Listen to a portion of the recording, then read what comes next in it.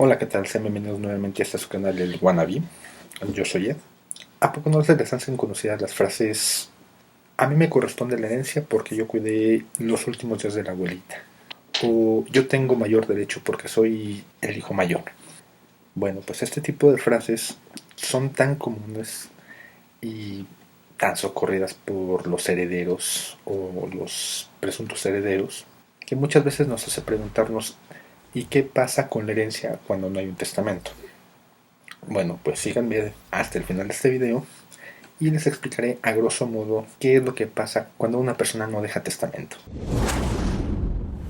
Como les mencioné al principio, en este video les voy a explicar qué es lo que pasa cuando no existe un testamento. Ya anteriormente les había hecho un video precisamente explicándoles la importancia de otorgarlo. Pero ¿qué pasa cuando por diversas circunstancias la persona que fallece, a la que llamamos decuyus, no otorgó un testamento en forma? En este caso, el medio idóneo para poder repartir o heredar los bienes o posibles bienes que pudiera tener o pudiera haber tenido es por la vía de un juicio sucesorio intestamentario, o lo que también se puede llamar una sucesión legítima. ¿Por qué se llama legítima? Porque en esos casos la ley es quien adopta la representación del decuyus y de su voluntad. Conforme a lo que nos dictan las leyes, va a tratar de hacer una repartición idónea de los bienes que pudieran ser parte de la masa hereditaria. Esto es, digamos, como que traduce la voluntad del decuyus. ¿Y en qué consiste este juicio?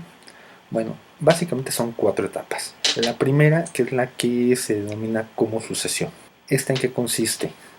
Inicia con la denuncia de la muerte del decuyus. Esto es simplemente dar aviso a las autoridades, ir con un juez familiar e informarle que el decuyus ha fallecido. Esto tiene como consecuencia el nombramiento de un albacea, que será el encargado de administrar y rendir cuentas sobre la masa hereditaria, aunque también existen muchos mitos sobre esto y muchas malas interpretaciones, como cuáles, como que, no sé, el albacea tiene el derecho de disponer de esos bienes a su voluntad y para su beneficio, y esto es totalmente falso, ya que su única función es administrar en tanto no sean adjudicados dichos bienes. Una vez nombrado el albacea, termina la primera etapa e iniciamos con la segunda, que es la llamada de avalúo e inventario. En esta cabe destacar que van a requerir de un perito, tienen que contratar a un perito para que haga el avalúo de los posibles bienes que se encuentren en esa masa hereditaria. ¿Esto con qué fin? Con el de dar una certeza en cuanto al valor económico de inmuebles que podrían existir,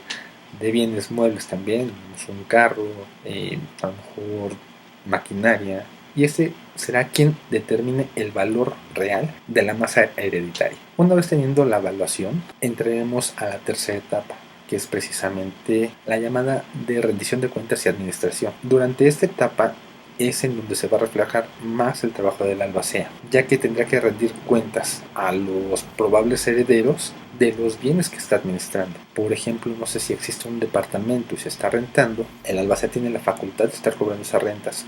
Sin embargo, tiene que estar informando a los posibles herederos de los ingresos que se están obteniendo por concepto de las rentas del departamento. Eso es por nombrar un ejemplo. Otro objetivo de esta etapa es que durante el tiempo que dure el juicio, que desafortunadamente llegan a ser muy largos por disputas que existen entre los herederos, ya sea por inconformidades en cuanto a la repartición, porque unos quieren más, otros quieren menos, otros se creen con más derechos que los demás, no sé, por diversas circunstancias que bueno, realmente no debería ser así, como lo he dicho anteriormente, ¿no? Una herencia es un regalo, es algo que no le cuesta al heredero. Sin embargo, genera disputas a tal grado que se crean conflictos muy fuertes y el juicio puede extenderse por años. Y yo, como una recomendación personal, lo que les digo es que no peleen, ¿no? Mejor pónganse de acuerdo, porque algo muy importante que normalmente no toman en cuenta es que si a lo mejor su masa hereditaria correspondería a 100,000 pesos, por ejemplo, entre más se extienda el juicio, ese monto va a reducir, porque también una de las funciones del albacea, aparte de administrar, es dentro de su administración protege esa masa hereditaria, y eso va a requerir pago de abogados porque finalmente tiene que defender esos bienes y los gastos no los va a cubrir el albacea de su propio dinero, sino que va a tener que echar mano de los bienes o de los recursos de la masa hereditaria. ¿Esto qué quiere decir? Que va a tener gastos y va a tener que a lo mejor vender un carro o vender las alhajas. Vaya, va a tener que obtener recursos que precisamente son parte de esa masa y evidentemente va a ir reduciendo el monto.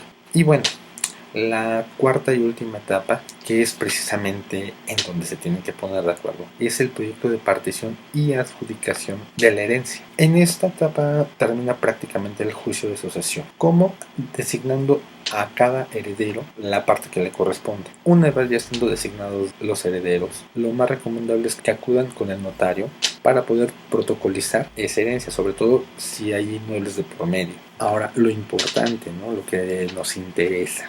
Ya sabemos qué pasa cuando no existe un testamento, pero ¿quién puede reclamar la herencia cuando no hay? Bueno, en este caso la ley nos indica que los herederos serán los familiares más próximos. Pueden ser los familiares hasta cuarto grado, ya sea de manera ascendente o de manera descendente. ¿Cómo es esto? Pues digamos que el de Cuyus se casó, tuvo 2 hijos y estos hijos también tuvieron sus hijos. Bueno, la ley nos indica que los primeros herederos serán los hijos y el o la cónyuge. Esos son en primer grado. A falta de estos, será a los nietos. Si no están los nietos, entonces serán los bisnietos, que ya sería el tercer grado. Y el cuarto grado serían los tataranietos. De manera ascendente, estaríamos hablando de los padres, en primer grado, en segundo grado de los abuelos, el tercer grado de los bisabuelos y el cuarto de los tatarabuelos. Esas son, digamos, la línea directa. Hay también familiares que pueden reclamar la herencia que no son familiares de línea directa, pero sí son familiares en cuarto grado. Ahí es en donde entran los hermanos, los tíos, los sobrinos. ¿Y qué pasa cuando ya no hay más familiares?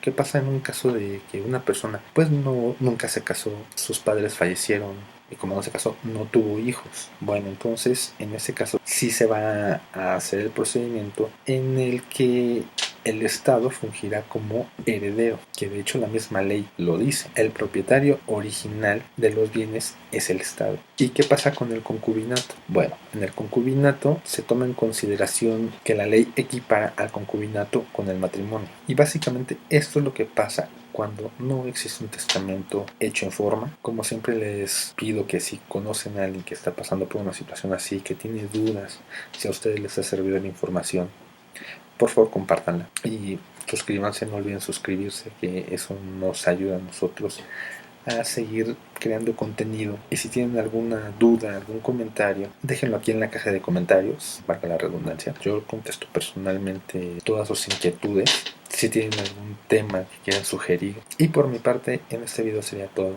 Nos vemos en el siguiente.